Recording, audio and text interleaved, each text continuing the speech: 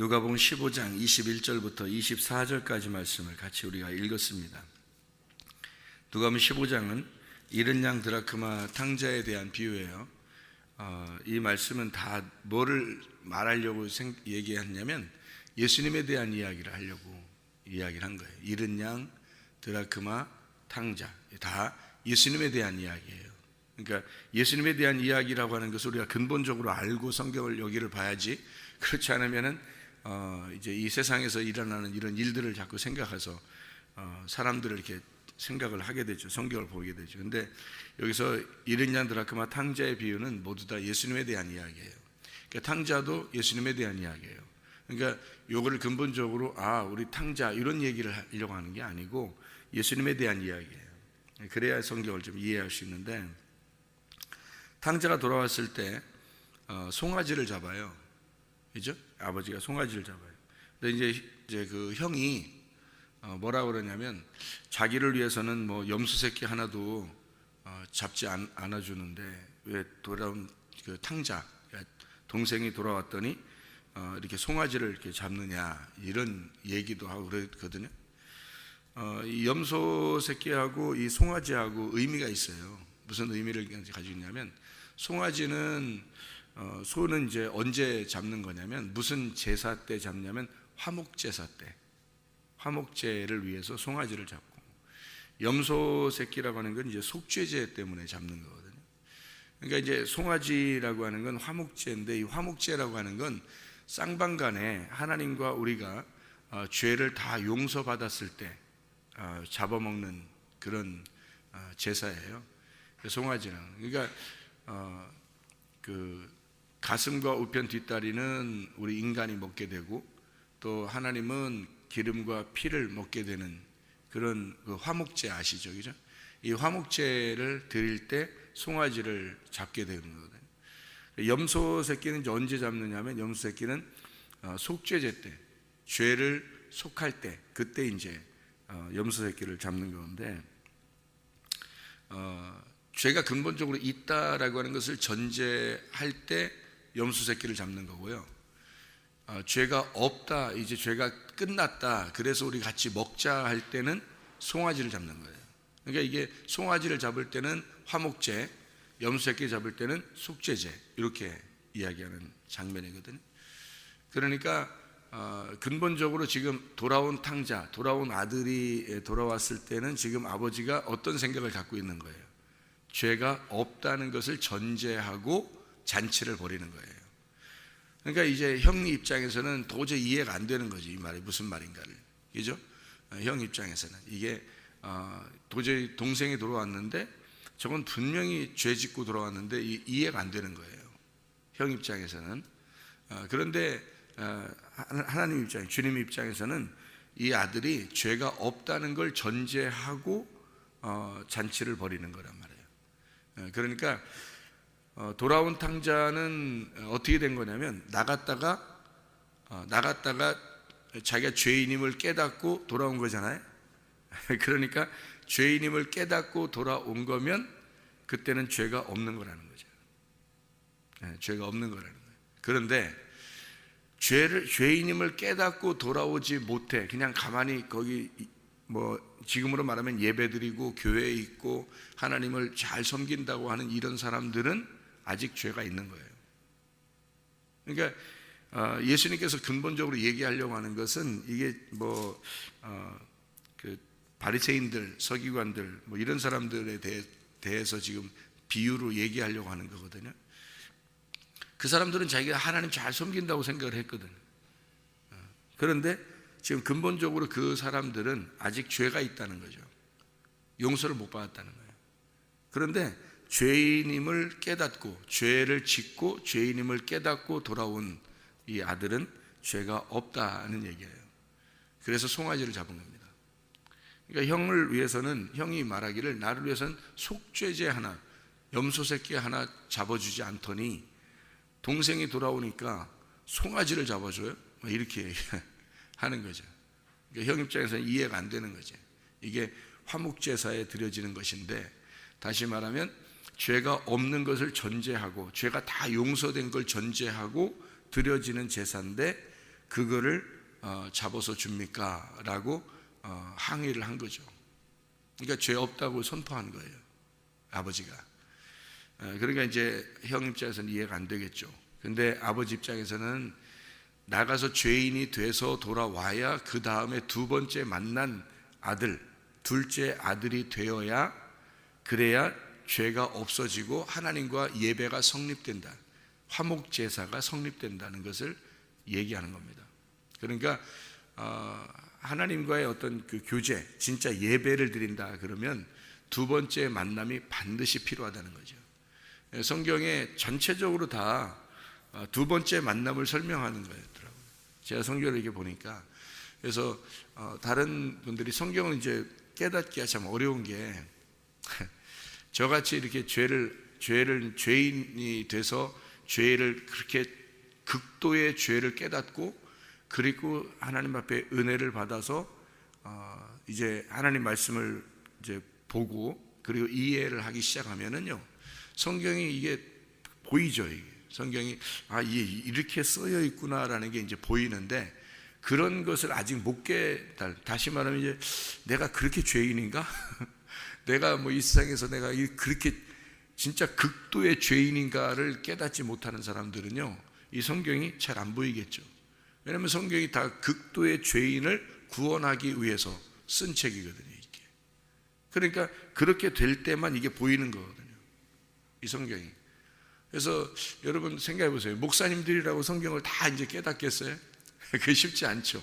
왜 그러냐면 목사님들이 뭐 맨 죄만 짓고 뭐 이러는 사람이 목사님 되고 싶고 그런 게 아니잖아요.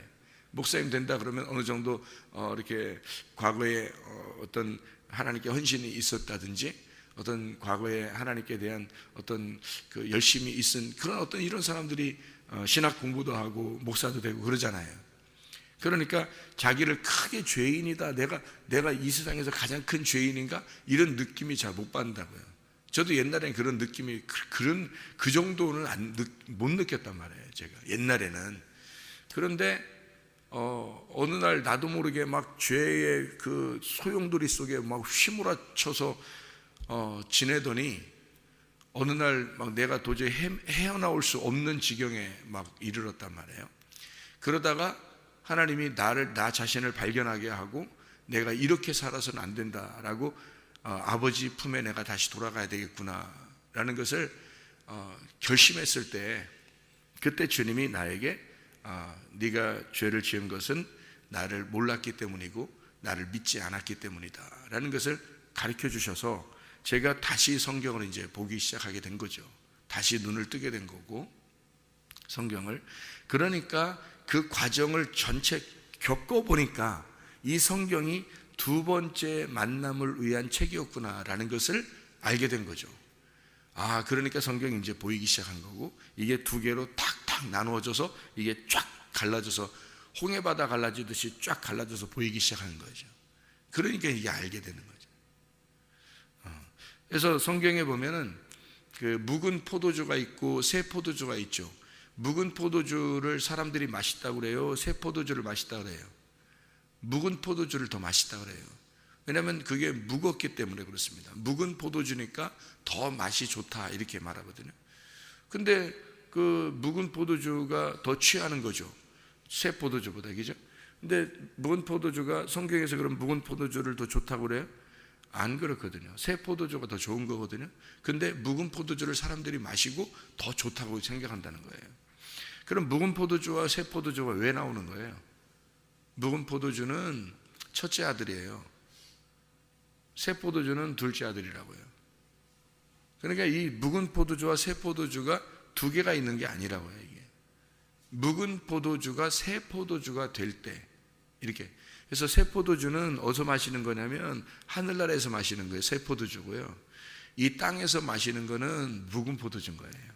그래서 땅에서는 묵은 포도주가 더 맛있는 거고요. 하늘나라에 올라가면 새 포도주가 이제 새 포도주로 잔치하는 거예요. 그러니까 하늘나라에서 마시는 포도주를 새 포도주라 그러는 거예요. 그러니까 이 땅에서 새 포도주의 맛을 알게 됐다. 그러면 이 사람은 어디를 살고 있겠어요? 하늘나라를 살고 있는 거예요. 그러니까 새 포도주가 무엇이다라는 걸 깨달으면 그 새 포도주의 맛을 알았다. 그러면 이 사람은 새 포도주를 마시고 살겠죠. 그러면 천국을 사는 거죠. 그래서 성경은 어떻게 되면 묵은 포도주와 새 포도주로 되어 있다. 그게 뭐겠어요? 율법과 진리의 은혜로 되어 있다는 거죠. 그러니까 율법과 은혜로 되어 있는 거예요. 그러니까 율법이라고 하는 것을 사람들은 율법을 사모하고 율법을 이제 사랑하는 사람들은요, 묵은 포도주가 맛있겠죠. 그래서 율법으로 이제 사람을 정죄하고 또 선악으로 나누고 누구는 좋다, 나쁘다, 선하다, 악하다 이런 것들을 자기들이 이제 묵은 포도주를 먹었으니까 그걸 아니까 그 맛을 아니까 자꾸 이렇게 나누면서 그것이 쫙쫙 말씀이 갈라진다고 생각하겠죠. 그런데 새 포도주를 마신 사람들은 이게 묵은 포도주가 새 포도주로 바뀌었구나라는 것을 알게 되죠. 그러면 묵은 포도주가 새 포도주로 되면 하늘나라의 삶을 살게 되니까 생명의 포도주란 말이에요. 그러면 은혜를 깨닫게 되죠. 진리를 깨닫게 되죠. 그러면은 이 맛이 다 어떻게 해요? 짝짝 나누어서 선악으로 가르는 게 아니라 생명의 포도주가 돼서 다 같이 모든 것을 덮어주는 사랑의 포도주가 되는 거죠. 그래서 이렇게 말씀이라고 하는 게 묵은 포도주, 소포도주처럼 형님과 아우가 있는 거예요. 이 아우가, 이 동생이요, 나갔다가 돌아왔어요. 그러면 나갔다 돌아오면은 누구를 이제 뭐 정죄하거나 선악으로 가르거나 누구는 잘했다, 누구는 못했다 이런 거 할까 안 할까요? 안 하죠. 왜냐하면 동생이 가장 큰 죄를 지었다고 자기가 생각하고 그것을 회개하고 돌아왔기 때문에 그 사람은 더 이상 다른 사람을 정죄할 수가 없는 거예요. 그런데 형님은 어때요? 형님은 그래도 동생이 들어와도 딱 가르는 거죠. 나는 이렇게 잘했는데 동생은 이렇게 죄인이었는데 왜 하나님은 아버지는 왜 동생을 갖다가 저렇게 송아지를 잡아서 화목제사를 드릴까? 왜 저렇게 예배를 하나님이 받아주실까? 이렇게 되는 거죠. 저런 동생의 예배를 왜 받아주실까? 이러는 거죠. 그런데 동생 입장에서는 너무 죄인이었기 때문에 돌아와서는 다른 사람을 아무도 정죄하지 않죠. 자기만큼 죄인이 없었으니까. 이렇게 되는 거죠. 그러니까 형님과 동생을 통해서 형님이 동생으로 다시 형님이 동생이 되어 죄를 짓고 동생이 다시 돌아오는 동생이 돼야 이게 이해가 되는 거죠. 그게 성경이라는 이해. 그러니까 형님의 입장에서만 보면 율법으로 나누어야 되는 거예요. 형님은 율법이니까. 그래서 율법은 아버지와 늘 함께 있었고 원래 존재하는 말씀이었단 말이에요. 그러니까 딱 기준에서 좋다 나쁘다를 정확하게 가르는 거예요. 성경이 선악으로 딱 나누어지는 겁니다. 그런데 동생의 입장에서는 선악으로 나눌 수가 없어요. 모든 것을 다 덮어줄 수밖에 없는 거죠. 그게 생명나무라는 얘기예요. 그러니까 이 형님의 말씀, 형님의 눈으로 성경을 보는 사람과 동생의 눈으로 성경을 보는 사람은 다르겠죠. 그거예요, 바로. 그렇게 성경이 보이는 거죠. 베드로가 처음에 예수님을 따라다닐 때 그때 베드로가 말씀을 볼 때 그 베드로 생각하고요. 베드로가 3번을 부인하고 그 다음에 예수님을 만나가지고 다시 성경을 보기 시작한다면 어떤 눈으로 볼까요? 성경을 다르게 보겠죠. 바로 그거예요. 성경을 다르게 보기 시작하는 겁니다. 그러니까 이게 눈이 바뀌는 거죠. 똑같은 나무인데, 똑같은 성경인데, 똑같은 나무인데 이게 옛날에는 선악나무로 보였는데 지금은 생명나무로 보이기 시작한다는 거죠. 이게 눈이 바뀐 거예요. 말씀은 똑같은 말씀인데 옛날에는 율법의 눈으로 보였는데 지금은 은혜의 눈으로 보이기 시작한다는 거죠. 이게 바뀌기 시작하는 겁니다. 눈이 바뀌기 시작하는 거예요. 그거를 여러분에게 그거를 가르쳐 주기 위해서 주님은 이게 이제 진리가 무엇이다. 이게 지금 형님이 뭐고 동생이 뭐다. 잃어버린 아들에 대한 이야기를 여러분에게 예수님이 이제 설명을 해주는 거죠. 우리에게요. 그러니까 율법적인 형님과 은혜를 받은 동생에 대한 이야기를 해주는 거예요. 그러면 보세요. 예수님이 이게 다 예수님에 대한 이야기라 했죠. 예수님에 대한 이야기. 그러면 형님과 동생을 통해서 지금 예수님이 뭘 설명하겠어요?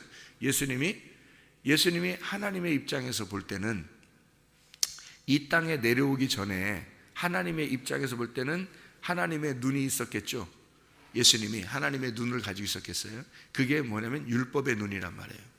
그러니까 예수님이 형님으로 있었는데 원래 아버지와 함께 있었잖아요. 그죠? 율법의 눈이란 말이에요. 율법의 눈을 가지고 있으면 이 땅에 내려오지 않고서는요, 이 땅의 사람들을 다 정죄할 수밖에 없어요. 그죠? 율법의 눈으로 보면 이 땅의 사람들 다 심판할 수밖에 없죠. 하나님의 눈으로 보면, 그러니까 형님의 눈으로 보면 그렇죠. 근데 이 형님의 눈으로 보는 예수님이 이 땅에 내려왔어요. 내려오면은 벌써 지금 어디로 온 거예요? 아버지의 집에서 이 세상에 창기들과 함께 놀아버리는 이 땅에 내려오신 거예요. 그죠? 이 땅에 내려오면 뭐가 된 거예요? 탕자가 된 거예요. 이해가 되겠어요? 예수님이 하나님 아버지와 함께 있을 때는 형님이었는데 이 땅에 내려오니까 탕자인 동생이 되어버렸단 말이에요. 이해가 돼요? 인간들의 입장에서 같이 그들과 이 인간들과 함께 놀아나는 동생이 되었다고요. 탕자. 자, 우리는 이게 그러니까 형과 동생을 통해서 이 돌아온 탕자 얘기하면 우리는 예수를 잘 믿는 사람인데 그러다가 죄를 짓는 사람이었다가 다시 돌아오는 우리들 자꾸 사람들을 생각하죠. 근데 그게 아니라 잘 생각해 봐요. 형님의 눈으로 보는 이 말씀과 다시 동생으로 와서 보는 성경의 눈을 보는 거하고 틀리겠죠. 예수님이란 말이에요. 예수님에 대한 이야기니까. 그래서 하나님 아버지와 함께 있다가 이 땅에 내려왔어요. 내려온 것은 창기와 함께. 창기들이 뭐예요? 죄인들이에요. 죄인들과 함께 먹어버리는, 죄인들과 함께 자기를 다 허비해버리는 그런 탕자가 되었다. 예수님이 그러셨죠. 그렇게 돌아와서 탕자처럼 있다가 그 죄인의 입장에서 죽어 그리고 다시 올라가게 되면 어떤 눈으로 예수님이 가지고 있겠어요? 아버지의 품에서. 돌아온 탕자의 눈으로, 그 은혜 받은 눈으로 인간을 본단 말이에요. 그러면 무슨 마음으로 보겠어요? 정말 사랑의 눈으로 보는 거죠. 진짜 하나님의 완성된 사랑의 눈으로 보기 시작하는 거예요.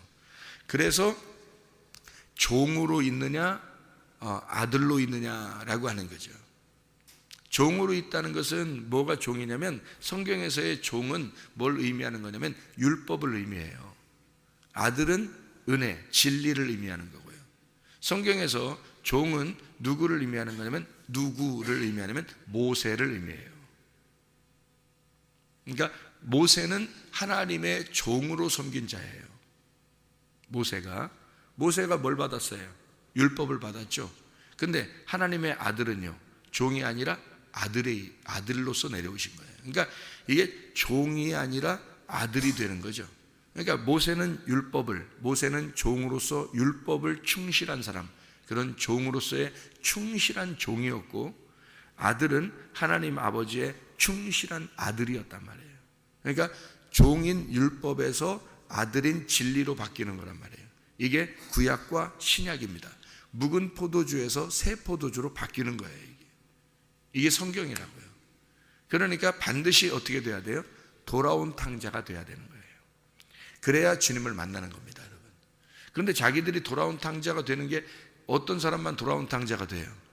자기가 죄인임을 깨달아야지만이 돌아온 탕자가 되는데 자기가 다른 사람보다 그렇게 많이 죄진 것 같지는 않거든. 그렇죠? 자기가 다른 사람보다 그렇게 많이 죄진 것 같지는 않아 보인단 말이에요. 그러면 여전히 형님으로 사는 거예요, 여러분. 그게 율법의 눈으로 사는 거예요. 그러면 희망이 없어요. 희망이. 돌아온 탕자가 돼야 희망이 있는데 인간들은 다 돌아온 탕자들이 돼야 되거든요. 다 탕자예요. 근데 온 탕자가 돼야지 구원받은 건데 다 무조건 탕자야. 무조건 창녀고 무조건 우상 숭배자들이에요. 근데 자기들이 그런 자임을 깨닫지 못하는 거예요. 그거를 이제 진짜 죄진 사람만 깨닫는 거예요. 죄졌다고 인정된 사람, 자기가 죄를 져본 사람만 인정하는 거죠. 그게. 그렇지 않은 사람은 인정을 못하니까 성경이 보이나요? 안 보이죠. 이게 열리질 않는 거예요. 이게 눈이 안 열리는 거예요. 하늘문이 안 열리는 거예요, 한마디로. 그러면 이게 하늘문이 열려야 덮개가 벗어지고 그래야 그걸 진리라고 그러는데, 진리를 깨달아야, 하늘나라는 진리의 나라인데 이 땅은 거짓의 나라고. 그러니까 우리는 이 진리가 열리지 않으면 거짓의 나라에서 사는 거예요. 땅에서 그러니까 땅에 늘 그립죠. 땅에 있는 것이 늘 그립고, 자기는 안 그래야지, 말씀 들어보면 아닌데, 그래서 내가 말씀 들으니까 이거 땅의 사람으로 내가 살면 안 되는데 하는데 땅의 사람으로 살고 있어요. 하늘에 속한 사람이 돼야 되는데 자기는 그렇지 않게 하고 싶은데 이상하게 땅의 사람으로 살고 있다고요. 자기도 모르게 계속. 왜냐하면 하늘에 속한 사람으로 안 되니까 그러는 거죠. 하늘에 속한 사람이 되면 땅에 속한 사람으로 살으라고 해도 안 살아요. 그렇겠죠? 돌아온 탕자 입장에서는 다시 탕자가 되라고 해도 못하신 거죠. 아버지의 품에 다시 돌아왔으니까 더 이상 안 되는 거예요. 형님은 어떻게 해요? 형님은 탕자가 돼야 되죠. 탕자가 돼야 돼요.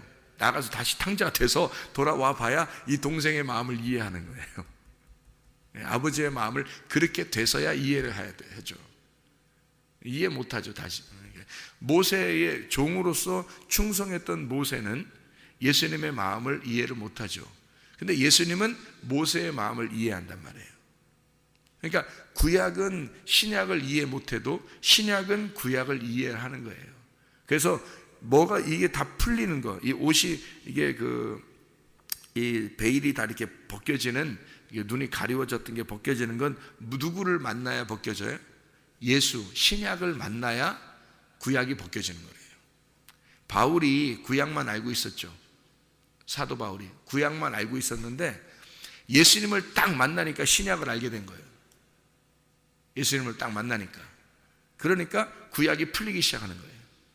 구약이 도저히 안 풀렸던 거죠. 안 풀렸으니까 자기는 실질적으로 제사를 드려야지만이 된다고 생각했는데 예수님을 딱 만나니까 구약에 있는 말씀들이 다 영적으로 풀리기 시작하는 거예요.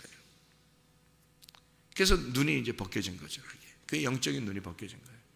자, 우리가 어떻게 됐을 때 그걸 깨닫는다? 돌아온 탕자가 됐을 때 깨닫는다. 그래서 베드로가 뭐라고 그래요? 예수님한테 요한복음 21장에 필레오 사랑을 내가 당신을 합니다. 내가 필레오를 알았습니다. 그런 말이에요. 아가페를 네가 알았느냐? 아가페 사랑하느냐? 그렇게 말해요. 베드로가 나는 당신을 필레오 합니다.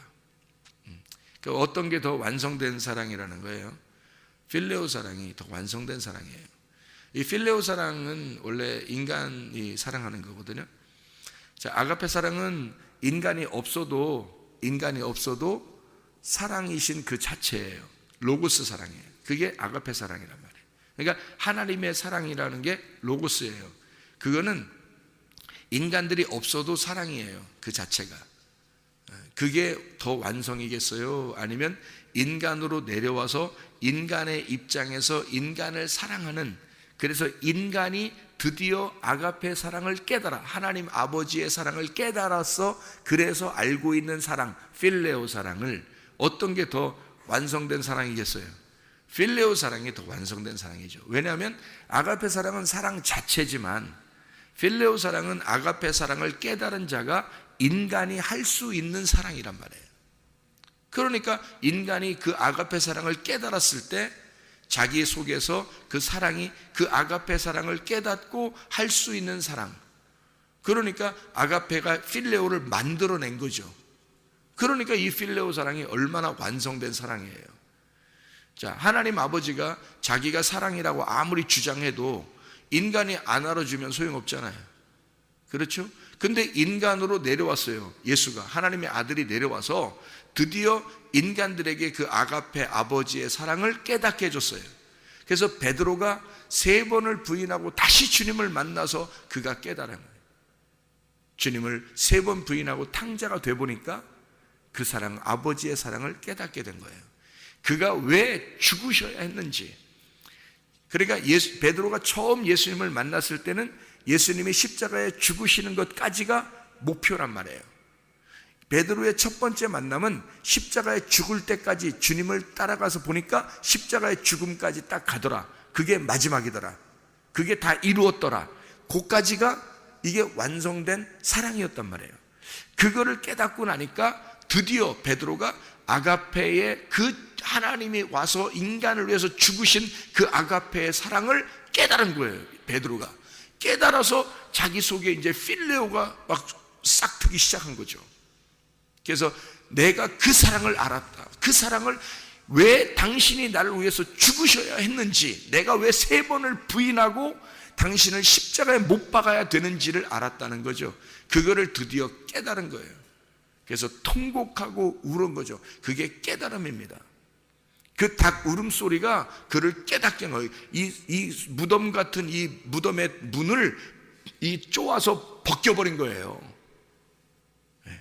그 문을 깨뜨려 버린 거예요. 그 소리가, 그 닭 울음소리가요. 그래서 깨달은 거예요. 깨닫고 필레오 사랑을 간직하게 된 거죠. 아가페를 이 마음속에 이제 간직하게 된 거예요. 그래서 예수님에게 내가 그 아가페를 드디어 이해했습니다. 당신의 그 사랑을 이해했습니다 하면서 필레오라고 고백한 사랑이거든요. 그 주님께서 요한복음 15장에 보면요, 요한복음 15장에 보면 그 친구라고 하는 장면이 나와요. 요한복음 15장에 그 13절부터 17절까지의 말씀에 보면요, 요한복음 15장 13절부터 17절까지의 말씀 보면, 친구를 위해서 목숨을 버린다. 너희는 나의 친구다. 너희를 종이라고 하지 않겠다. 종과 주인은 서로가 비밀이 있잖아요. 그런데 친구는 비밀이 없다는 거예요. 서로 너와 내가 친구다, 이렇게 얘기를 해요. 이게 이 친구라는 단어가 어떤 단어냐면 필레오라는 단어입니다. 필레오. 그러니까 베드로가 어떤 관계를 알았다는 거예요? 친구의 관계가 무엇인지를 깨달았다는 거죠. 다시 말하면 베드로의 속에 있는 베일이 벗겨져서 비밀이 깨닫게 되었다는 거죠. 하나님의 그 비밀을 내가 깨달았습니다. 필레오 했습니다. 이제 내가 당신을 필레오 할 수 있겠습니다, 이 말이에요. 그러니까 당신의 드디어 친구가 되었습니다, 이거거든요. 그러니까 여러분, 남녀가 서로 이렇게 만나기 전에는 서로 베일에 쌓인 거죠. 모르죠, 서로가 다. 그죠? 근데 남녀가 둘이 만나 결혼을 하게 돼서 둘이 함께 이제 합방을 하게 되면 그때부터 이 남자는 이 여자를 알게 된 거고 이 여자는 이 남자를 알게 된 거예요.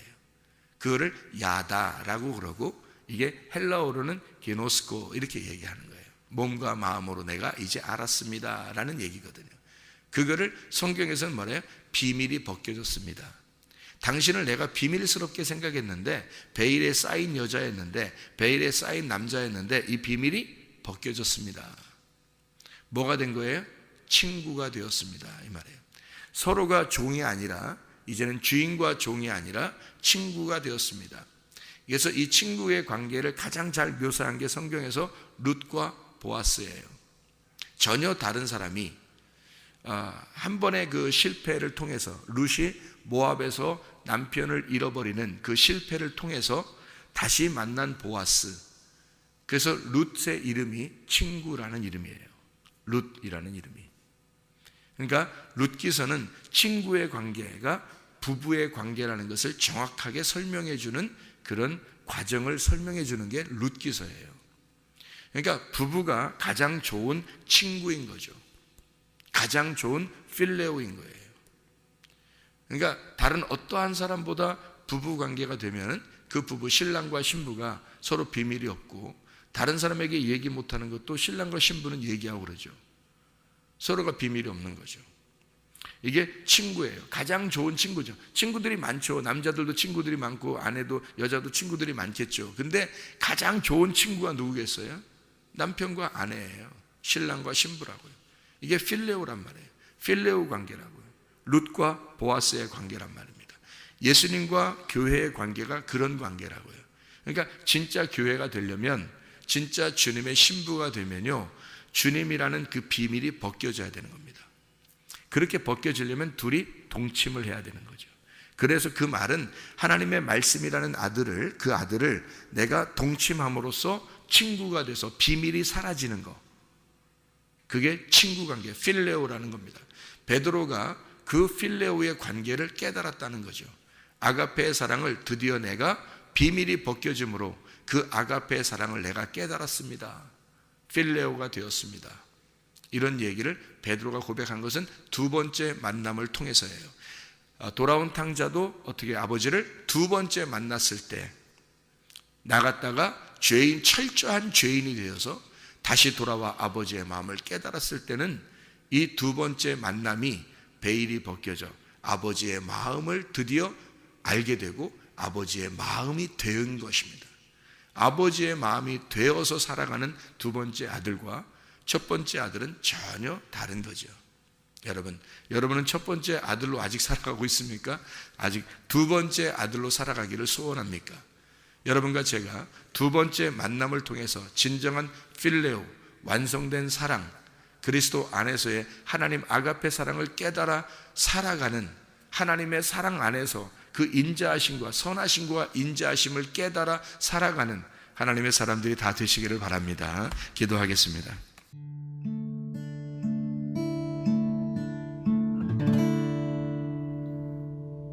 내 속에